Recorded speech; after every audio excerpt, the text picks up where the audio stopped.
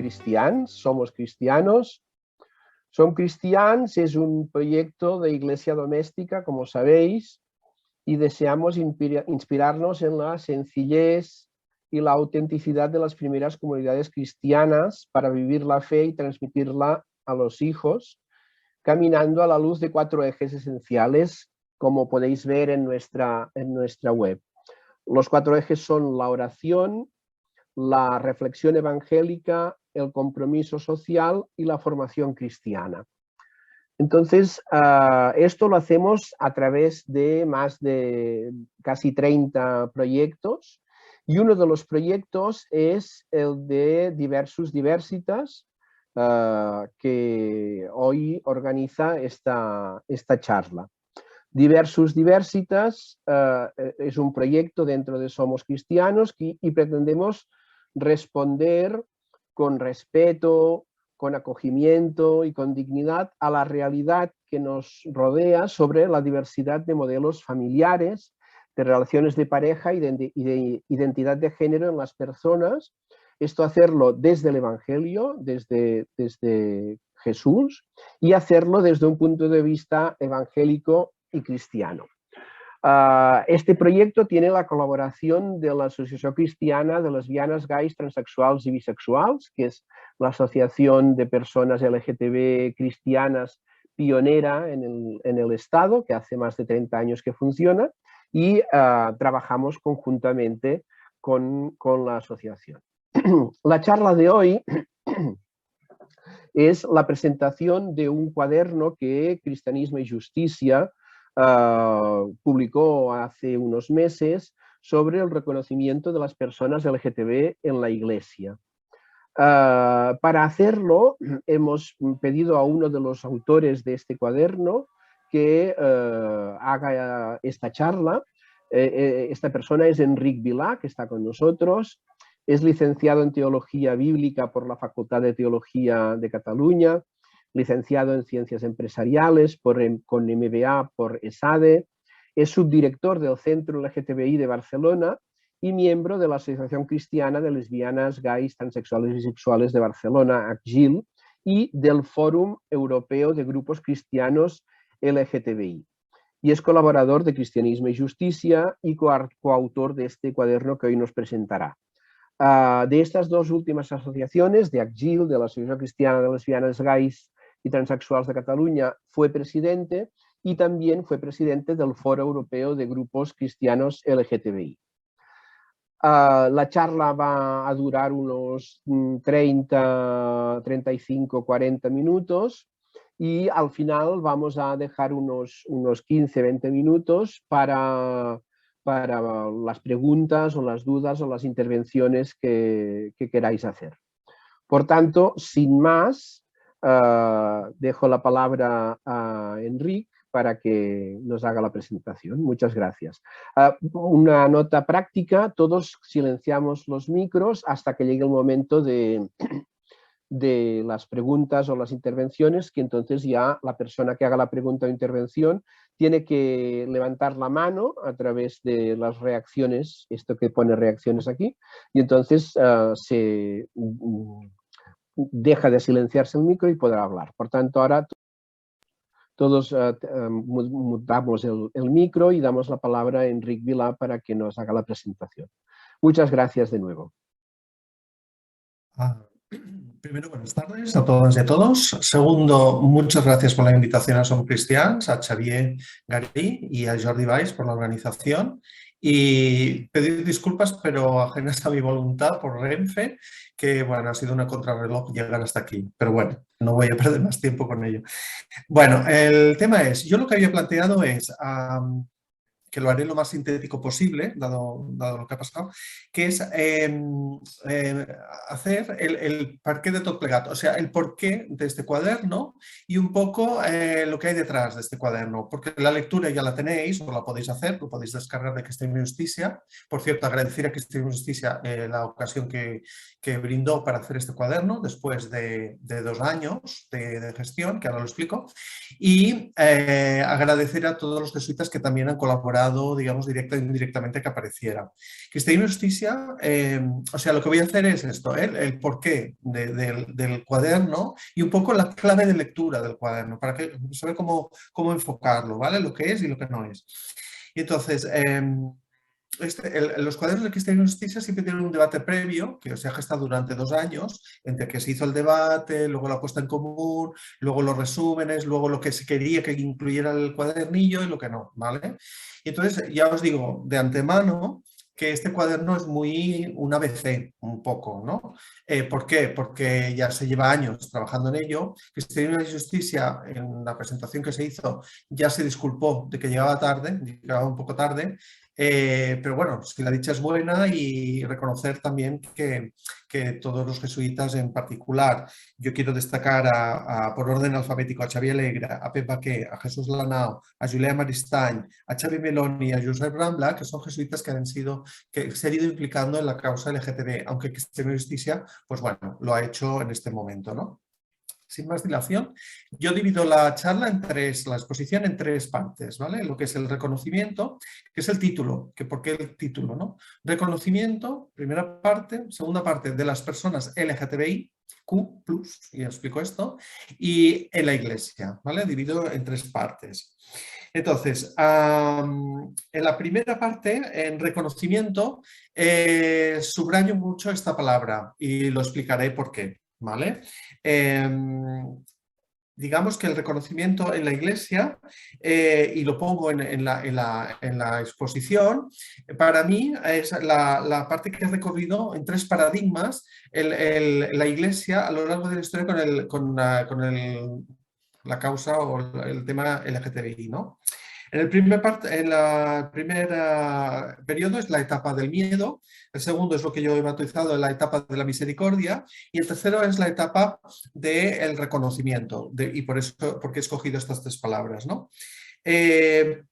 Cabe decir que estas 3 etapas se mezclan con 3, digamos, estigmas. El estigma es aquella marca que en los romanos se marcaba para un esclavo, ¿no? Antes, cuando era esclavo. Entonces, el crimen, lo que es la enfermedad y lo que es el pecado, han estado siempre como los 3 grandes, digamos, estigmas de la homosexualidad. Entonces, también han ido en paralelo 3 palabras que son sodomitas, en la primera fase, la del miedo, los homosexuales en la fase segunda de la misericordia, y el concepto gays, que en inglés es muy amplio, pero que se podría, por ampliación, gays, lesbianas, LGTBI, que es el primer término que se utilizó, ¿no?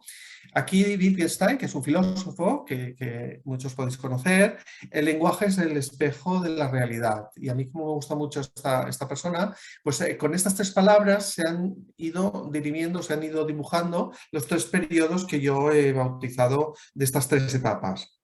Por ser muy sintético, la primera etapa es la etapa del miedo, donde se hace una lectura literalista de la Biblia y donde la expresión sodomita, porque es de Génesis 19, ¿no? La expresión que se coge, los sodomitas, ¿no?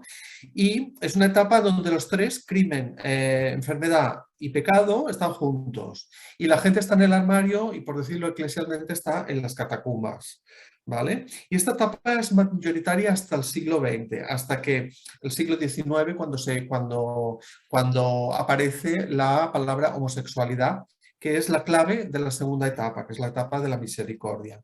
Cabe decir también que la homosexualidad aparece como una despatologización, o sea, como ya una enfermedad, en 1973 con la Asociación de Psiquiatría y en 1990 con la OMS. Eso lo tenéis todo detallado en el cuaderno, ¿no?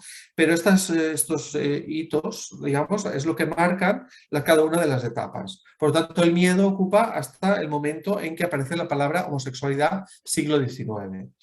Etapa segunda, etapa de misericordia, siglo XIX, y en esta etapa de misericordia todavía estamos hablando de la enfermedad por parte de la Iglesia, o la sombra de enfermedad, aunque no explícitamente no se dice, y luego el pecado, ¿vale? Estos son los 2 atributos. Entonces, en el cuaderno, lo que sí se hace es un repaso de todo el magisterio católico con esta concepción de, digamos, de misericordia. Y entonces se hace que básicamente es que los actos, la condición no se criminaliza, no es enfermedad, pero sí que los actos sí que son condenables. Y esta es la síntesis del magisterio, ¿no? Y entonces a partir de ahí se ha montado toda una serie de, bueno, lo podéis leer, ¿no? Todas las papas, las encíclicas, bueno, y todos los perdón, todos los documentos de la Confederación, digamos, de Doctrina de la Fe, etcétera, etcétera, marcan toda esta etapa. Entonces, ¿yo por qué dije, o yo por qué puse que es misericordia? Porque aparentemente y bíblicamente misericordia es una palabra estupenda, es una palabra magnífica, porque Dios es el máximo exponente de misericordia. Pero si lo pasamos a un plano humano, siempre hay un sujeto que es compasivo y un objeto que es el objeto de pena o de lástima o sobre el cual recae esta misericordia, ¿no? Y bueno, hubo todo Francisco dedicó todo un año al año de la misericordia, etc. Pero al final, siempre lo que queda al regusto de esta etapa es que pobrecitos, un poco para decirlo muy sintéticamente, ¿no? Es una etapa que, bueno, los hemos de acompañar, etcétera, etcétera, pero siempre hay este doble plano de diferencia, ¿no? Y por eso no lo utilicé para la tercera etapa, por eso hemos tenido debates con este tema, ¿no? Y por eso lo digo, ¿vale? Entonces, la etapa del reconocimiento, aquí hay un trasfondo que bueno, porque el cuaderno no puede abarcarlo todo, sí que era muy importante que se reflejara y es cuando Francisco se inaugura, cuando Francisco dice la palabra gay, ¿vale? Esto es ya muy conocido, julio del 2013, cuando el Papa está volando, regreso de Río de Janeiro, de la Jornada Mundial de la Juventud, y entonces a los periodistas les dice si un gay, esta frase famosa, si un gay busca a Dios con la conciencia, etcétera, etcétera, pues ¿quién soy yo para condenarlo? ¿No? ¿O quién soy yo para juzgarlo? ¿No? Entonces, un Papa por primera vez dice en público la palabra gay, ¿vale? Esto no había sido dicho nunca anteriormente y de ahí, digamos, esta fase, digamos, que inaugura él queriéndolo o premeditadamente como parece que no lo hace, pero muchas veces lo hace, se inaugura esta etapa.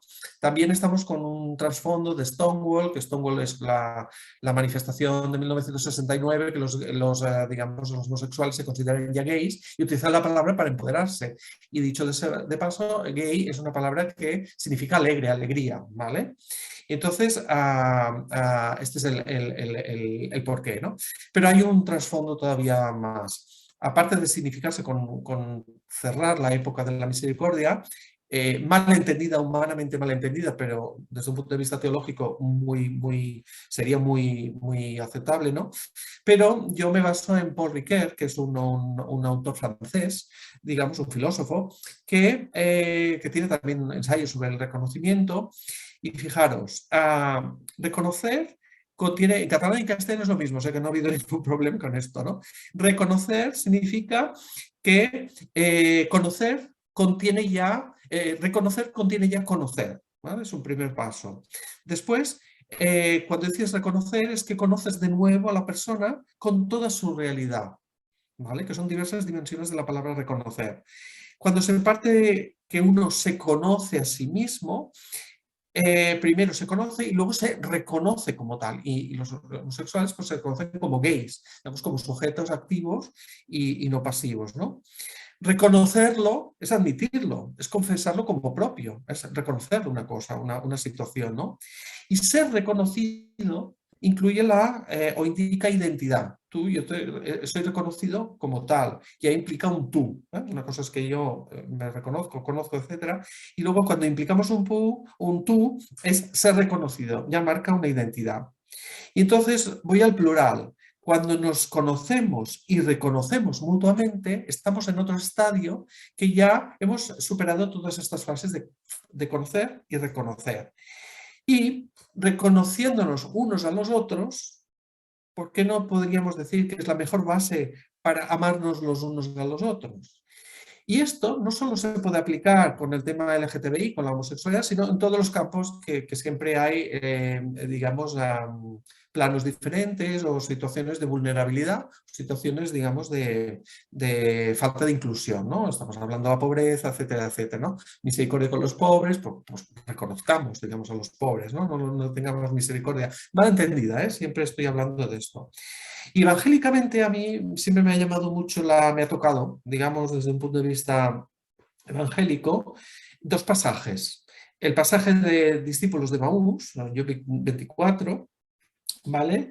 Que cuando entró se quedó con ellos y cuando estuvieron en la mesa, tomó el pan, dijo la bendición, lo partió, y se los dio, ¿no? Entonces se les abrieron los ojos y lo reconocieron, así lo dice el Evangelio, pero entonces él desapareció de su delante. O sea, lo habían estado teniendo, lo habían, digamos, siguiendo, lo habían bueno, encontrado, ¿no?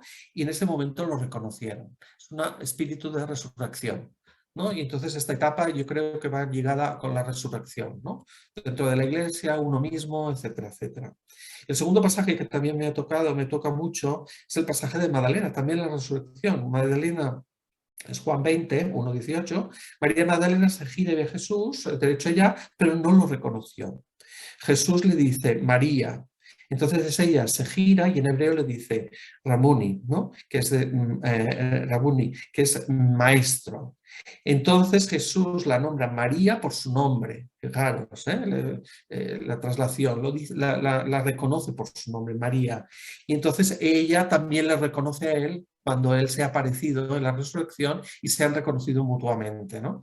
Y entonces, para mí, estos dos pasajes bíblicos me acabaron de decidir no. Y luego veremos en el diálogo, si queréis, que están saliendo textos y cosas con el tema del sínodo, que la clave también es el reconocimiento. Por lo tanto, yo dije, mira, me parece que por aquí van los temas, ¿no? Por lo tanto, la era del reconocimiento es una invitación a conocernos mejor, a conocer mejor a la gente LGTBI, a la gente, digamos, que está en esta situación, que también la jerarquía ha de hacer este paso para reconocerlos, ¿no? Para conocerlos y reconocerlos, ¿no? Y reconocerse ella misma que tiene estas personas dentro de su identidad, o sea que los gays y lesbianas no son una cosa aparte, sino que ya están dentro de la iglesia. Y esta es la imagen que también veremos ahora, digamos que hay una bilateralidad cuando hablemos de personas LGTBI. Con esto paso al segundo punto, digamos, que quiero decir en la charla, ¿no? Personas LGTBI. Todo esto viene frutos de debates y tal, pero esto es lo ahorro y luego lo podemos hablar en el debate, ¿no? En el diálogo. Personas LGTBI. Aquí también, que si LGTBI, que si los LGTBI, que tal. No, personas LGTBI. Y yo dije, no, hay que poner personas. Y también, yo también voy detrás de otro filósofo, que es, bueno, cuidado, conocéis Emmanuel Mounier y todo lo que es el personalismo, ¿no? El personalismo ha ido apareciendo a lo largo de una corriente filosófica desde hace muchos años y muchos siglos, diríamos.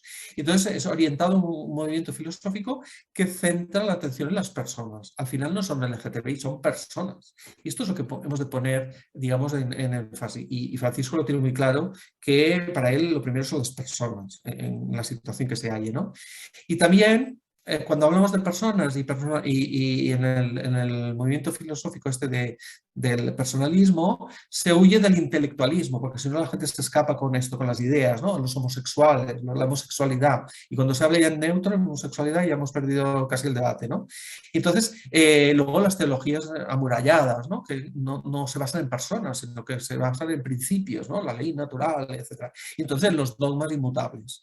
Por lo tanto, si ponemos el centro en la persona en el centro, todo esto veremos que puede ir cambiando, que habría de cambiar o que tendría que cambiar. También una segunda idea es que cada persona es una vida. Por lo tanto, estamos hablando de vidas. Y por tanto, Jesús indica para que tengan vida. Veréis que cada uno de los apartados que yo he redactado de este documento, digamos, me he inspirado en Juan, ¿vale? Porque es el evangelista, Carlo Martini, que era un cardenal, ¿no? Y además fue muy, muy gran biblista, y además se decía que a lo mejor iba a ser el Papa, ¿no? Etcétera. Él pone que el Evangelio de San Juan está destinado a los católicos maduros. ¿Me explico? Porque los otros, que cada uno tiene su estilo, ¿no? Pero el Evangelio de Juan está destinado a los católicos maduros, y por eso, digamos, yo he utilizado inspirado en este evangelio, ¿no? Evidentemente, claro, yo no sé el grado de conocimiento, LGTBI son lesbianas, gays, transexuales, bisexuales, intersexuales y la Q referente al movimiento queer. Cabe decir que el LGTBI no es una palabra de un password, digamos, para entrar en el ordenador, ¿no? Y entonces, sino que son unas luchas compartidas que el movimiento utilizó después de homosexual, gay, como genérico, porque viene del inglés, ¿no?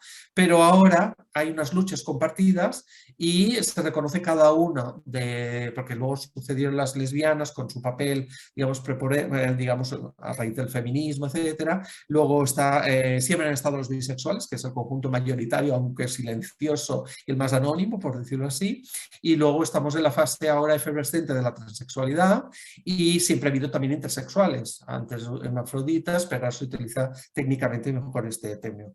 El movimiento queer, para hacerlo muy sintético, también es aquel movimiento que es una teoría en principio, y que luego fue un movimiento que critica y que dice que nada, que no estamos encajonados en ninguna de estas palabras, que no existe un encajonamiento en identidades y se utiliza queer a veces como sinónimo de todos, digamos, todos juntos, como una globalización, digamos, de LGTBI, ¿vale? El movimiento queer, para decir, pues lo englobamos todo porque no queremos hacer distinciones.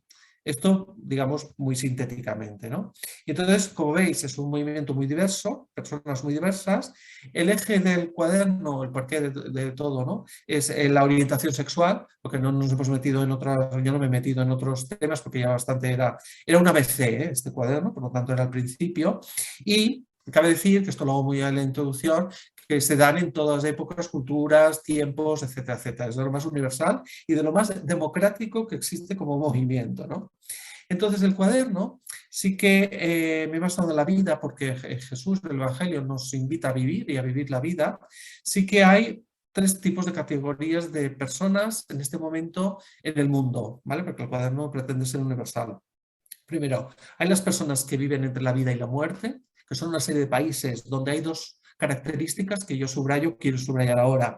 Uno, donde está la pena de muerte, ¿vale? Por lo tanto, esta gente, digamos, estas personas están y básicamente mayoritariamente cuando hablamos de pena de muerte estamos hablando de la Sharia, ¿vale? Que es una ley musulmana, etcétera, etcétera, que no, digamos que estas personas merecen ser condenadas a morir, ¿no? Evidentemente no quiero criticar todo el Islam, yo tengo amigos musulmanes, etcétera, etcétera, sino lo que estamos diciendo es una corriente extrema, digamos, dentro del Islam, porque también hay corrientes sufistas, sunistas, etcétera, etcétera, sunismo, etcétera, etcétera. No voy a extender más de ello. Hay unos países muy concretos donde se decapita gente, ¿vale? O se lapida gente. Dos, perdón, hay personas que están en supervivencia, ¿vale? Personas que están en la gran mayoría de países, como lo podéis ver en el cuadernillo, en el cuaderno. Y entonces aquí yo sí que, ¿por qué he utilizado la palabra supervivencia? Porque hay dos condenas muy claras que yo quiero dejar claro aquí también, que es, primero, cuando hablamos en esta fase de misericordia de que hay la sombra o sospecha de la enfermedad, ¿no?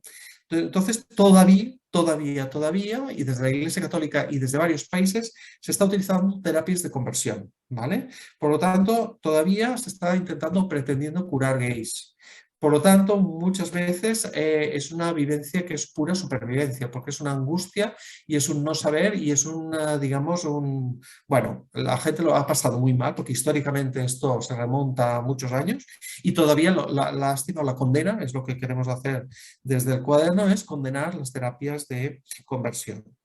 Y por otro, también señalar que las personas que viven en la homosexualidad mal vivida, y sobre todo en la fase joven, de juventud, y esto ha pasado ya a lo largo de la historia, pero ahora todavía existe, estamos hablando o alertando sobre el riesgo de suicidios. Estamos hablando de una cosa muy concreta sobre el periodo de juventud, ¿vale? Porque es aquella fase que se está uno, digamos, montando la identidad, forjando la identidad, todo es nuevo, etcétera, etcétera, ¿no? Y hay gente con mucha angustia, ¿no? Y esto es una alerta también contra los suicidios o, digamos, de la juventud. Y como síntesis, digamos, de estas personas que viven en supervivencia, ¿no? La tercera es personas que viven en una plena calidad de vida, ¿no? Aquí, si repasáis el cuaderno, la calidad de vida, claro, yo me he centrado en Europa, donde hay más datos, más estadísticas y donde un poco sí que, digamos, podemos comparar y podemos tasar y cuantificar dónde estamos, ¿no? Y hay unas mejoras evidentes de calidad de vida con unos países que han incluso aprobado la ley de matrimonios como un exponente máximo, digamos, de grado de consecución de derechos, que no son los únicos, por cierto, pero bueno, que lo son. Y aquí sí que quiero hacer una lanza a favor de Europa, porque Europa puede tener muchos fallos, puede tener, digamos, la Unión Europea, o Europa en su conjunto, pero sí que, por ejemplo, con los inmigrantes, etcétera, etcétera, aquí fallamos, pero Europa sí que yo me reivindico como mi país. ¿Por qué? Porque en grado de derechos sí que ha estado a la altura o está a la altura de defensa de los derechos, de defender los derechos de LGTBI, y ya desde el principio casi bien de la Unión Europea, ¿no? Y de los otros organismos que no pertenecen a la Unión Europea, como el Consejo de Europa. ¿Vale? La alerta que viene y síntesis también de lo que es la condena o la alerta que se hace desde el cuaderno en esta fase con las personas que viven en plena calidad de vida es que al tanto, desde hace ya, digamos, unos 5 años, 7, las mejoras de la calidad de vida disminuyen, los derechos están retrocediendo y aumentan cada vez los delitos de odio. ¿Vale? En la época de la pandemia, a nivel de cifras, queda como un paréntesis, ¿no? Entonces nos hemos de ir a comparar al 2019, antes de la pandemia, entonces si lo coges, porque el 20 y el 21 era lo que era, entonces si vas comparando, el cuaderno lo pone con cifras y a la luz de que los derechos están en retroceso y los delitos de odio son cada vez crecientes. Y las razones, aparte de que hay un caldo de cultivo, de una inestabilidad por todas partes, se habla de multicrisis, ¿no? En este momento, y ya solo nos faltaba la guerra, pero hay un neoconservadurismo, una vuelta atrás, una ley del péndulo que va hacia detrás, todo el tema de los neofascismos, etcétera, etcétera. Y todo esto, aparte que con, esto no por el cuaderno, pero con el tema de la guerra, digamos, de Putin, vamos, yo he ido estudiando todo el fenómeno y es un tema también cultural, o sea, todo el mundo ortodoxo, cuando hablas del Consejo Mundial de Iglesias, la gran barrera es el mundo ortodoxo en este momento dentro del cristianismo, ¿vale? Que es la que frena todo tipo de avances y ya no digamos que los derechos en los países, digamos, donde la ortodoxia es muy fuerte, están en detrimento, ¿vale? Para hacer un poco el cuadro europeo, ¿vale? Esta sería la segunda parte de las personas LGTBI. ¿Vale? Os voy subrayando para las claves de lectura del cuaderno, para que veáis, digamos, porque lo otro ya lo tenéis a mano y no hace falta insistir, ¿no? Entonces, cuando hablamos en la iglesia, primero, términos, digamos, prácticos, ¿no? Iglesia no es jerarquía, que esto es lo que siempre hay, la iglesia tal, ¿no? Y se confunde con la jerarquía o simplificamos con la jerarquía, no. La iglesia es el pueblo de Dios y a partir de aquí nos incluimos todos. Y a partir de aquí esto es lo primero que hay que tener en cuenta. La segunda es que cuando yo hablo de iglesia, y el cuaderno bueno, se ha pretendido, no sé si se consigue o no, pero estamos hablando a partir del catolicismo, de la iglesia católica, pero hay mucha trascendencia a nivel ecuménico. Y lo que he pretendido es que la joya que tenemos los LGTBI en este caso es que hemos tenido organizaciones europeas que nos han puesto a trabajar a nivel ecuménico sin que nos diéramos cuenta, ¿no? Y luego ya hablaré sobre esto, ¿vale? Yo conozco este tema porque ya lo ha dicho Jordi, ¿no? He trabajado desde el Fórum Europeo de Grupos Cristianos, de Grupos Cristianos, que dos cosas. Una nació en el año 82, o sea que ya tiene 50 años, que en Barcelona, ACGIL, organizamos en el año 2010, porque se hace siempre en una ciudad europea rotativamente cada año, y Barcelona lo organizamos ACGIL el 2010, y en este momento tiene 40 grupos miembros de 20 países de Europa y de casi todas las confesiones cristianas, ¿vale? Y este es el gran valor del foro y lo que nos ha permitido crecer, conocer, crecer, reconocernos, etcétera, todo lo que he dicho antes, ¿no? Si dibujamos una cruz en el mapa europeo, para simplificar un poco, para que os metáis, digamos, en el fórum, ¿no? En el norte están los luteranos, ¿no? Las iglesias, confesiones luteranas de Suecia, Finlandia, etcétera, etcétera. En el sur están los católicos, dentro del cristianismo, por hacerlo muy simplificadamente. En el este están los ortodoxos y en el oeste están los anglicanos, también una derivada del protestantismo, ¿no? Y en el centro estarían protestantes y católicos a la par, a Francia, Alemania, etcétera, ¿no? Entonces, fijaros la gran diversidad y la gran escuela de aprendizaje que ha supuesto este fórum y a partir de aquí lo que hemos ido conociendo, ¿no? Entonces, cuando se habla ecuménicamente, claro, y ahora os lo voy a hacer los 4 puntos, digamos, del ecumenismo.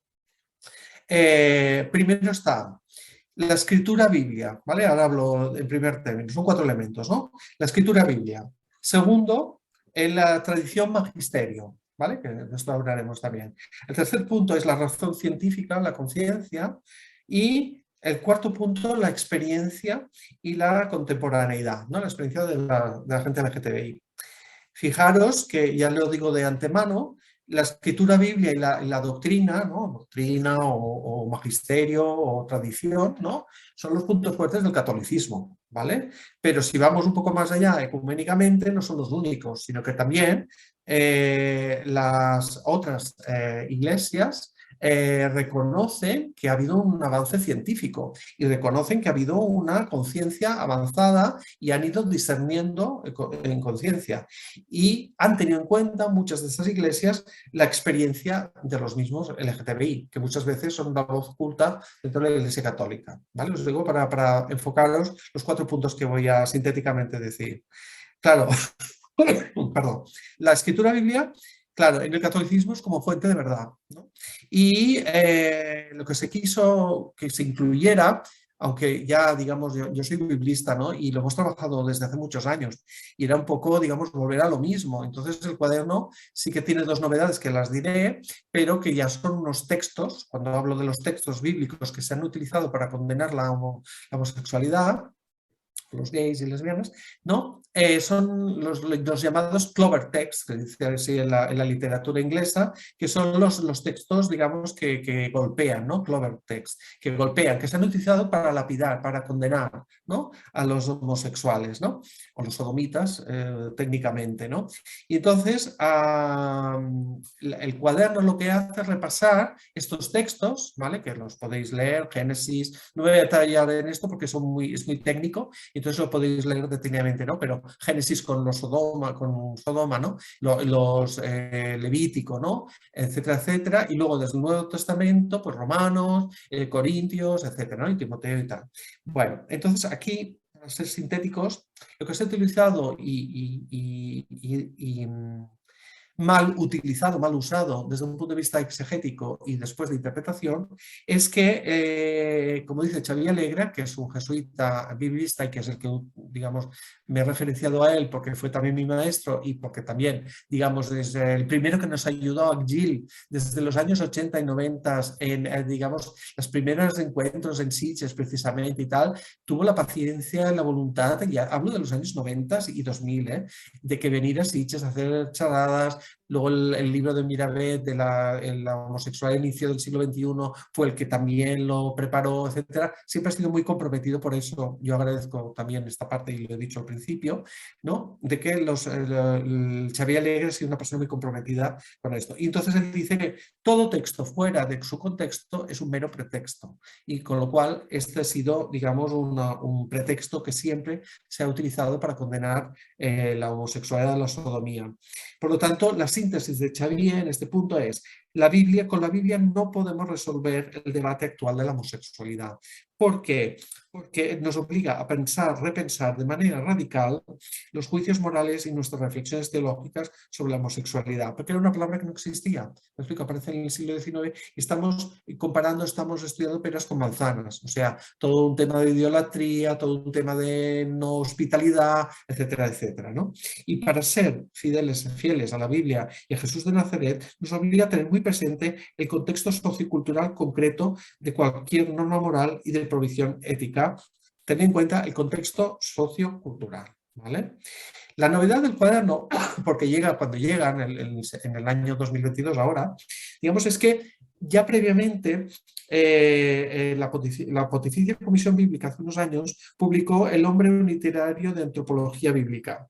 Este texto, este libro, que lo podéis leer o podéis descargar en italiano del Vaticano, de la web vaticana, tiene la singularidad de que es un encargo de Francisco de poner una serie de temas de antropología para decir, escuchemos, mira, vamos a revisar todo, porque es muy importante la antropología, porque condiciona casi todo. Entonces es importante hacer un itinerario de antropología bíblica para ver, y los destinatarios de este documento son las facultades de teología y todos los institutos de enseñanza religioso, para trabajar en su tercer capítulo todo lo que es la familia humana. Y dentro de la familia humana, todo lo que son, bueno, la sección, digamos, que trabaja temas contemporáneos, aunque no lo resuelve, evidentemente, desde el punto bíblico, pero sí que pone las bases para la concepción antropológica que hemos de tener en cuenta con esto. Y entonces, en el texto lo tenéis, lo vais teniendo, que sintetizo, hay que hacer una lectura inteligente y adaptada, es lo que dice la Pontificia Comisión Bíblica, con los textos para actualizarlos, y será, digamos, también fruto de pensar y repensar, y también en manos de, digamos, los acompañantes de las personas que necesiten digamos, acompañamiento, pues que se tenga en cuenta esta lectura no literalista, ¿vale? Que es lo que se hacía anteriormente, y que se tenga en cuenta actualizar el mensaje a la actualidad, ¿no? Entonces, luego podemos hablar de la estrategia de Francisco, ¿no? Pero este es un tema que sí que ya dijo la palabra gay y entonces encargó esto. O sea, que él va haciendo cosas que yo creo que quedarán porque van sembrando fuentes nuevas, digamos, o nuevas maneras para que luego se desarrolle más en la teología, etcétera, etcétera, ¿no? El segundo punto de los 4 es lo que os quería decir de la tradición del magisterio, ¿no? Bueno, ya lo he dicho, la inclinación es lo que no se condena, pero sí los actos, ¿no? Se ha hecho todo la tradición del magisterio la hemos puesto digamos, en todos los documentos están ahí, o sea que lo tenéis los más importantes, evidentemente, y básicamente se utiliza la misericordia, esta segunda etapa, como fuente, digamos, perdón, como paraguas, digamos, de toda esta tradición y magisterio, que, insisto, es muy importante en los ortodoxos y en los católicos, pero que no se tiene en cuenta los otros dos puntos que veremos, o que no se tiene suficientemente en cuenta, ¿vale?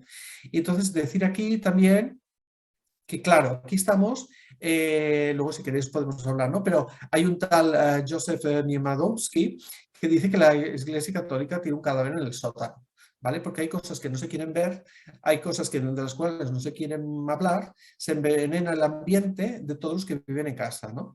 Y no solo los homosexuales, sino la gente divorciada, los vueltos a casar, divorciados vueltos a casar, las relaciones prematrimoniales, los anticonceptivos, planificación, etcétera, etcétera. O sea, hay que repensar todo el tema de la sexualidad. Y ese es el cadáver que se tiene en el sótano, ¿me explico? Si antes estábamos en el armario, pues ahora él dice que estamos en el sótano, ¿no? Que está ahí, pero no solo para los LGTB, sino para todo el mundo, ¿no? Y también Andrés Torres Queiroga, que es un gran también teólogo, hay que repensar la sexualidad. Es un tema que desde la Humane Vitae yo pienso que la Iglesia Católica perdió la credibilidad, digamos, con este tema, ¿vale? Y nos remontamos a Pablo VI, porque ya por el miedo a los anticonceptivos, bueno, en fin, a todos sus motivos que tenía, pero pienso que a partir de ahí ya, digamos, luego hablaremos del sensu fidelium, etcétera, pero a partir de ahí se pierde la credibilidad, ¿vale? Voy un poco rápido porque también el tema es ya conocido y también pienso que podemos hablar luego si queréis. Bueno, el tercer punto es el tema de la razón científica o el tema de la conciencia, ¿vale? Aquí es un tema que es importantísimo, por ejemplo, en anglicanos, en protestantes, en luteranos, ¿no? Y, a ver, existe la luz de la razón humana, por lo tanto, hay que aplicar las ciencias. Aquí ha habido una serie de cambios filosóficos, una serie de cambios biológicos, una serie de cambios de medicina, de la psicología, de la sociología, de la antropología, de la historia, etc. Esto se ha de tener en cuenta. ¿vale? La Iglesia Católica en este tema no deduce la razón científica, no la actualiza en este punto, ¿no? Y la finalidad dice que la finalidad es que se ha de interpretar la sexualidad y a partir de aquí siempre es la finalidad, digamos, una finalidad muy determinada para la sexualidad, pero existen otras finalidades y existe una actualización de la ciencia que la Iglesia Católica no tiene en cuenta. Y el segundo punto es el tema de la conciencia. A ver, la Iglesia Católica en Gaudium Spes 16 sí que tiene en cuenta que la razón última de la decisión de las personas, digamos, es la conciencia. Lo que pasa es que esto queda como una cláusula de cuando haces un contrato de seguros, ¿no? Que se lee la letra pequeña, que la gente no lee la letra pequeña, que queda como muy, digamos, escondido, ¿no? Pero se ha de apelar a la conciencia, y eso es lo importante, ¿no? Y incluso yo he encontrado que Ratzinger en el año 67, antes de ser lo que él cambió, ¿no? Pero Ratzinger en el 67 dice, por encima del Papa, como expresión de la pretendida autoridad eclesiástica, esto Ratzinger, está la propia conciencia que se debe hacer ante cualquier otra cosa y si es incluso necesario contra el requerimiento de la autoridad eclesiástica. Es que esto lo dice Ratzinger, bueno, ¿no? Benedicto XVI, el año 67, ¿vale? Luego él cambió y toda la pesca. Pero bueno, esto no es nada nuevo, porque aquí la figura brillante, la figura que nos ilumina a todos y la figura más citada del Concilio Vaticano II es John Henry Newman. John Henry Newman es el gran pensador sobre la conciencia, es el gran pensador, es el autor más citado del Concilio Vaticano II, y todo lo que él dijo de la conciencia, y si leéis también ¿cómo se llama? El tocho, el catecismo, también cuando se habla de la conciencia, pues también se utiliza John Henry Newman. Por lo tanto, Ratzinger está citando a John Henry Newman, ¿vale? O sea que no viene de nuevo, ¿no? Pero desde un punto de vista, yo he subrayado esto, la razón científica y la conciencia personal, ¿vale? Como digamos, el tercer punto que anglicanos, protestantes, luteranos sí que han utilizado o están poniendo sobre la mesa para actualizar toda la doctrina, por decir una manera, ¿no? Y el cuarto punto, y con esto y el ecumenismo daría por una primera pincelada, ¿no? Es la experiencia contemporánea. A ver, estamos hablando del pueblo de Dios, estamos hablando de grupos cristianos LGTB que se están moviendo, o sea, primero como personas, luego como comunidades, luego como asociaciones, luego como redes. Bueno, es que ha ido como una mancha de aceite, ¿no? A nivel mundial, si vemos desde, bueno, los que somos un poco veteranos en el activismo, ¿no?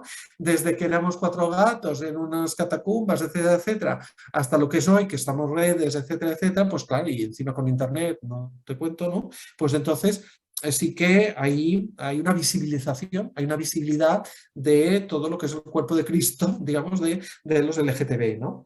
Y entonces, esto, en términos católicos, es el sensus fidei fidelium, o sea, el sentido de la fe de los fieles, se ha de tener en cuenta, porque aquí hay, digamos, una conciencia de mucha gente, no solo en este tema, también en muchos otros, los divorciados, etcétera, etcétera, de que hay como una objeción de conciencia en todo lo que es el magisterio oficial, ¿vale? Porque, digamos, parece que como mucha gente va por un lado, el magisterio va por otro. Aunque quieran conciliarlo, no hay manera, ¿no? Y por poneros 2 ejemplos, uno vivido en primera persona, por decirlo de alguna manera, cuando estuve en el fórum, claro, el Foro Europeo cuando hace su sede, cuando hace su encuentro en Estocolmo, quien oficia la misa, por decirlo de una manera, es la bisbesa, es la bisbesa es catalán, ahora no lo sé, bueno, la obispa, ¿no? La obispa, digamos, de la Iglesia Luterana Sueca, ¿no? Y la hace y la catedral, ¿vale? O sea, el fórum es invitado a ir a la catedral y el oficio, digamos, por la obispa de Estocolmo, claro. Y luego también reconocimiento, en eso estamos en la palabra esta que os he dicho al principio, ¿no? De que cuando se va a Finlandia, pues también la presidenta de Finlandia recibe el fórum, ¿vale? ¿Por qué? Porque aunque sea un país laico, sí que se tiene en cuenta todos los movimientos espirituales, todas las confesiones, etcétera, etcétera. Y es un valor añadido para un país, ¿vale? Porque aquí parece que hay un divorcio en todo lo que es, digamos, el Estado y la Iglesia, ¿no? Para resumir, y fruto de esto del ecumenismo y fruto de la experiencia contemporánea, por eso hago mucho énfasis, es todo el estudio RISE, que es el Rainbow Index of Churches in Europe, que es lo que os he puesto, ¿no? en el último investigación, que lo que hace es poner un ranking de, y os lo hago con la imagen gráfica, un ranking, no sé si se va a ver en la pantalla, ¿no? Las 46 confesiones europeas en un ranking, ¿no? Como listado, ¿no? Como un concurso de Eurovisión, ¿vale? Y entonces son una serie de parámetros que se han medido por primera vez, de 47 ítems, ¿no? De apartados, se ha hecho un ranking de cómo está la inclusividad dentro de cada una de las iglesias, ¿vale? Y en el estudio este, que lo tenéis en internet, ¿eh? Lo vais al Fórum Europeo y lo tenéis en inglés. Entonces, vemos que las tres que tienen mayor inclusividad, con 45 puntos sobre los 47, pues son la Iglesia, el Metropolitan Community Church de Finlandia, la Iglesia de Suecia, esto que os decía, ¿no? Y la Iglesia Protestante de Suiza. Pero es que los tres últimos son Rusia, la Iglesia Ortodoxa de Rusia, la Iglesia Católica Romana de Bielorrusia y la última es la Iglesia Católica en Polonia. ¿Vale? Estos son los tres últimos. Pero para nuestra sorpresa, para la sorpresa de algunos, ya no sorpresa, pero el puesto número 39 es la Iglesia Católica en España, o sea, 39 de 46. O sea, la Iglesia, y la conclusión que sacamos, ¿no? Con otros parámetros que se ponen en el cuaderno, ¿no? Es que la Iglesia Católica en España suspende, digamos, en inclusión. Suspende en aceptación, en inclusión, en reconocimiento de las personas LGTB. Es como, y para hacer una broma un poco así, digamos, para tomar un poco de humor, ¿no? En el concurso de Eurovisión de 1983, ¿no? En la canción, digamos, de Spain, ¿no? Es aquello de ¿hay quien maneja mi barca?, ¿no? De una tal Remedios Amaya, que quedó en el último puesto con 6 puntos, ¿no? Y que, pues aquello de... por decirlo de alguna manera, Catholic Church in Spain, 0 points, ¿no? La Iglesia Católica en España es 0 point, ¿no? Con un concurso de Eurovisión que quedaría muy, digamos, en la gama baja de este concurso, ¿no? Por lo tanto, la Iglesia suspende, es la conclusión que yo saco. Y segundo, que el cuaderno es una herramienta, es una... que yo pienso cada vez más porque es un ABC, para cambiar la marcha de esta lentitud con el tema de la velocidad del reconocimiento de la Iglesia, ¿no? Y entonces sí que en este caso Cristianismo y Justicia pues sensible a de que esto, digamos, ya no podemos pararlo más, ¿no? Y que esta es la base para que no nos sentamos gentiles, ¿no? Que sería un paralelismo evangélico, ¿no? Y que somos todos, ¿no? Que no hay griego ni judío, no hay hombre ni mujer, no hay homosexuales ni homosexuales, etcétera, etcétera, dentro de la Iglesia Católica, ¿no? Un poco hasta aquí, y disculpar, he hecho una síntesis, ¿no? Digamos, de las claves de lectura de lo que es el cuaderno, con subrayando lo más importante, que esto lo podéis tener luego, ampliar y tal. Y a partir de aquí podemos Muy charlar, bien. las preguntas o hacer un debate, lo que queráis, lo que Jordi Muchas ponga. gracias, Enric. Queda claro pues que tenemos que acceder al cuaderno este de Cristianismo y Justicia, que está publicado también en castellano, y entonces en la web de Cristianismo y Justicia y también en nuestra web vamos a colgarlo para que podamos acceder a él, ¿no? También queda claro que hemos estado hablando todo el rato de orientación sexual y faltaría toda la parte de identidad y expresión de género con las personas transexuales, etcétera, pero esto ya sería objeto de otra charla, ¿no? Bueno, vamos a empezar con el debate, con las preguntas. Quien quiera hacer alguna pregunta, que levante la mano o haga algún signo así. Yo quiero empezar por un spoiler que dicen, que es que estáis preparando un segundo cuaderno, ¿no? Con experiencias de vida, ¿no? Bueno, este es el objetivo que nos hemos planteado y que no cabía en este primer, digamos, cuaderno, ¿no? Y entonces, sí, yo lo planteé desde el principio, que aquí habían de haber testimonios, aquí había de haber vivencias, porque estamos hablando de personas LGTBI, ¿no? Entonces mi propuesta sí que está planteada, veremos a ver cuándo se concreta. Este tema de justicia tiene un gran abanico de temas y ahora se juntan todos, ¿no? Porque hay muchos temas, ¿no? Y entonces, claro, no será inmediatamente, ¿no? Porque ya se ha sacado se ha hecho una gran difusión en catalán, castellano y en inglés también, por primera vez, bueno, se ha hecho con algunos cuadernos, ¿no? Y no va a ser inmediato, esto ya me lo han dicho, ¿no? Pero sí que hay el proyecto de que pueda ser vivencias, ¿no? De personas testimonios, sí. Muy bien, ¿hay alguien que quiera hacer romper el hielo con alguna pregunta? Lo que has dicho del Sensus Fidelium, mientras vais pensando, del Sensus Fidelium, nuestra experiencia desde ACGIL, desde la Asociación Cristiana de Gays y Lesbianas, es que cuando nos llaman de comunidades cristianas para darnos a conocer, hemos encontrado siempre un acogimiento espectacular por parte de las comunidades cristianas. Donde tenemos el problema es de obispos para arriba, es decir, en las comunidades, en la medida en que nos ven, nos escuchan y escuchan nuestra experiencia, pues no me he encontrado con ninguna comunidad que diga, pues no, no nos interesa, o estáis equivocados, o sois unos enfermos, ¿no?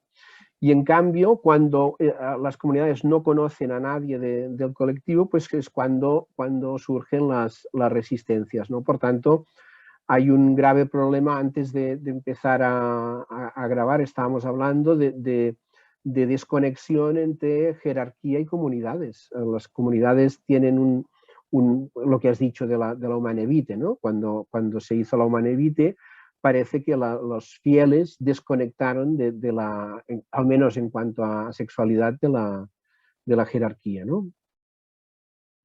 Completamente. Sí, sí. Yo, cuando se habla de Sensus Fidelium, yo lo he preparado porque, como sabía que teníamos esto, ya lo preparé. La experiencia que ha sido también muy participativa por parte de todos los grupos LGTBI, ¿no? Y desde ACGIL también, y sobre todo Jordi impulsó mucho todos los textos, digamos, que se han incluido a nivel estatal, ¿no? Y todo el tema LGTBI en el sínodo. Sí que yo quería destacar que al final se ha publicado el último documento, ¿no? El trabajo de la etapa documental, ¿no? Que es el documento no sé si se ve al revés, me parece, bueno, No, no está ensancha bien. el espacio de tu tienda, ¿no? Que es el documento de trabajo por la etapa continental, ¿no?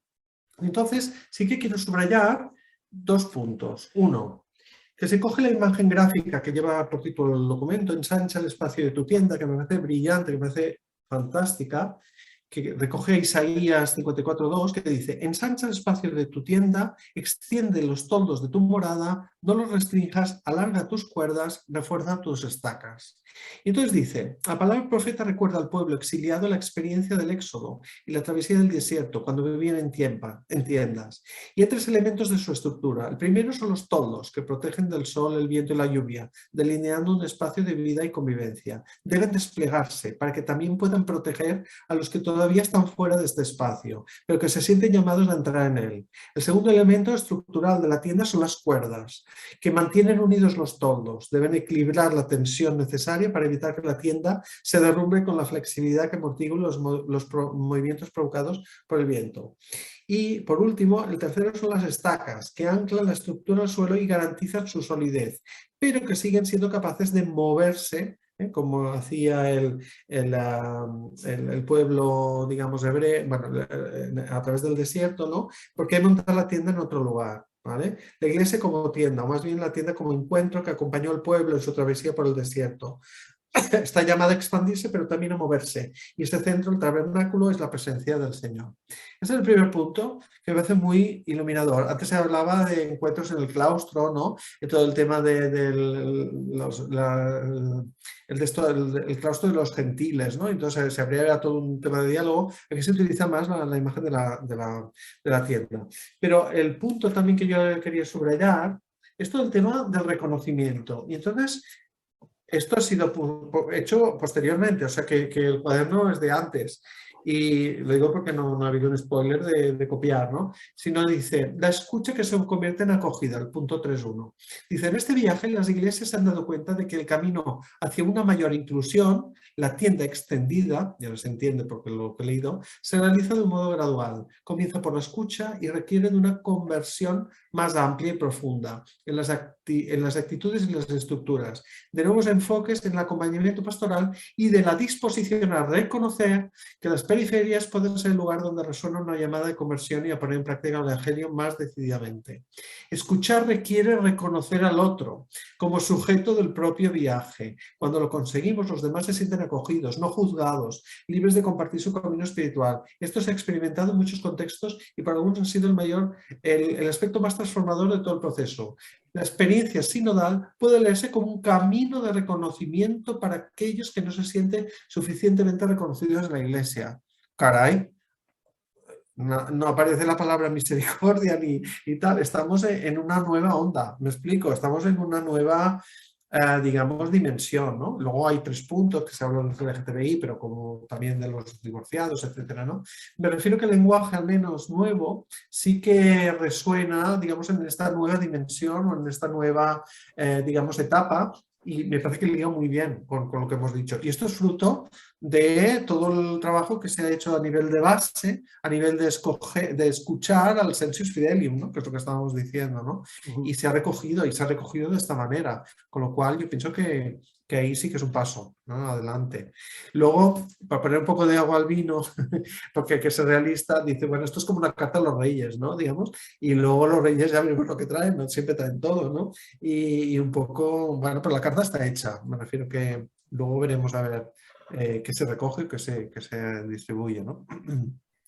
Sí, sí. ¿Alguien quiere intervenir?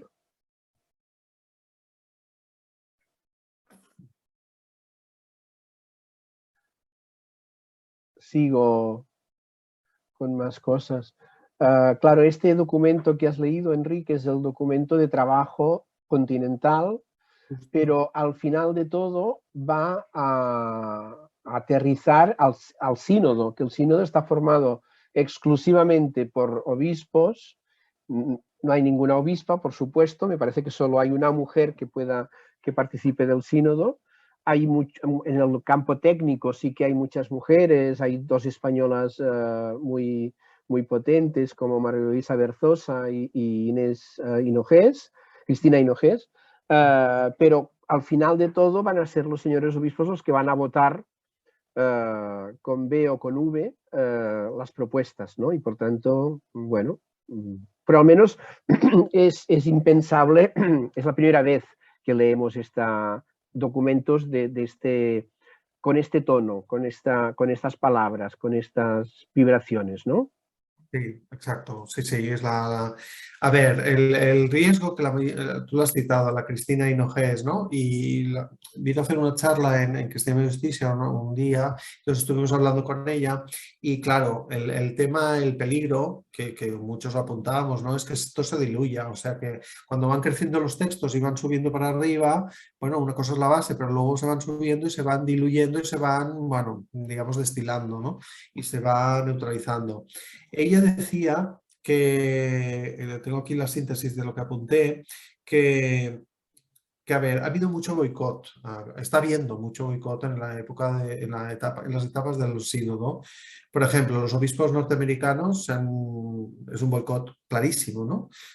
Y sobre todo también, por ejemplo, rasgos típicos, ¿no? El boicot de los Estados Unidos, de los obispos. Segundo, todos los clérigos de menos de 45 años, digamos, están revotados. O sea, es toda una nueva jornada de capellanes, de curas, ¿no?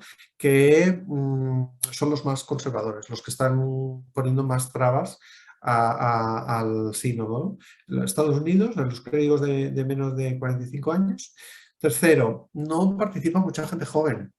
Yo no sé si porque lo debatimos, si por el tema de la juventud ya hubo un sínodo de la juventud, ¿no? Y de las familias, ha habido dos, uno de las familias y otro de la juventud. Yo estuve en Roma cuando la era época aquella del sínodo de las familias y con los grupos italianos y todo el movimiento de efervescencia. Y claro, aquello quedó muy diluido. En el redactado final quedó, bueno, nada.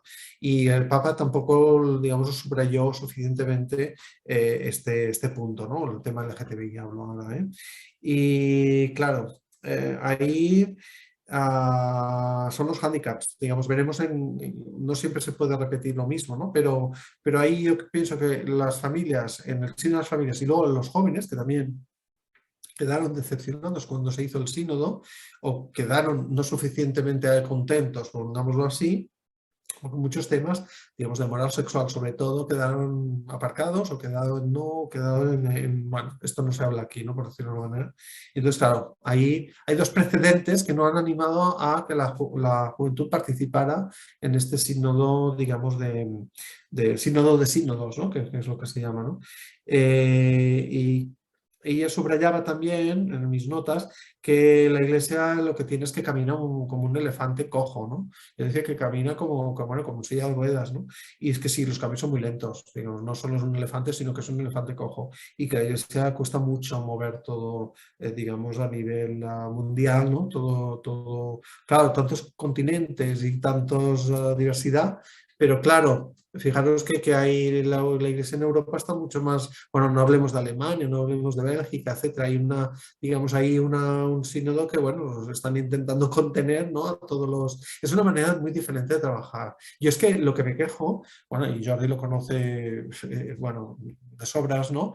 Que hay una dimensión completamente diferente, porque aquí con la jerarquía de España, ¿no? Y por eso suspenden, vamos, es que la aproximación, el intento de diálogo, hacer comisiones de trabajo, etcétera, etcétera, esto no, sí que existe, pero no lo ponen a la práctica, ¿no? En Alemania, enseguida, con los grupos europeos, pues sabes que están trabajando con el de Baviera, están trabajando ya con el obispo y están haciendo cosas, ¿no? Y se incluyen, y no digamos los obispos, digamos, belgas, ¿no? Que han hecho este manifiesto, digamos, a favor, digamos, de las parejas sexuales, ¿no? Y hubo todo, también hace 2 años o 3, no recuerdo ya, digamos, toda una rebelión, digamos, de hacer bendiciones públicas, digamos, como un síntoma de que es una iglesia madura y que también estas personas necesitan sacramentos o sacramentales, ¿no? Por decirlo de alguna manera, ¿no?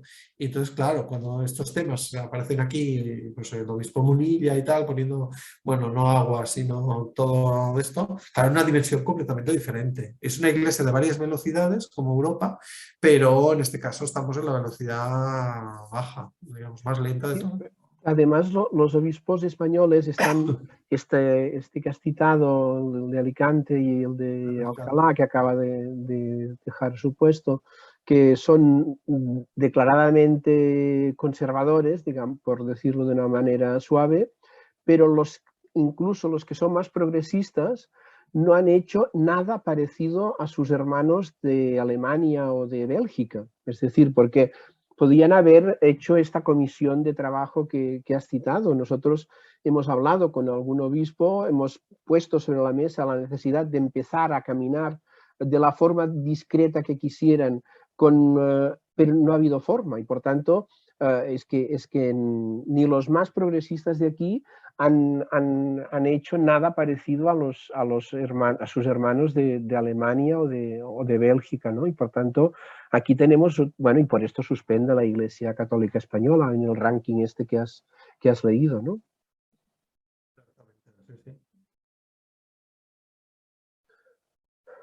Bueno, no sé, ¿alguna pregunta, alguna intervención? Si no hay nada más, vamos a ser estrictos en el final de la charla. Agradecer nuevamente a Enric que nos haya querido venir a presentar este cuaderno de Cristianismo y Justicia dedicado al reconocimiento de las personas LGTBIQ más en la Iglesia. Recordar que esta es una actividad en el seno del proyecto Diversus Diversitas, que dentro de Somos Cristianos, Somos Cristianos, queremos trabajar la diversidad sexual, afectiva, y de género en el seno de las comunidades cristianas, y después de esta charla pues van a venir otras para trabajar esta diversidad, como os he dicho, y una parte que tenemos abierta también desde el proyecto es la parte de acompañamiento para todas aquellas personas o comunidades que estén viviendo una situación de diversidad sexual, afectiva o de género en su seno y que no sepan cómo afrontarla, pues desde Diversitas vamos a acompañarles siempre que sea necesario. Estamos para ello. Nada más por hoy. Muchas gracias de nuevo a Enric, muchas gracias a los y las asistentes y os esperamos en ocasiones futuras. Buenas noches. Buenas noches. Ja, Gracias. Gracias. Sí, gracias. Enric, gràcies. Igualment. Fins a la vista, que vagi bé. Adéu-siau.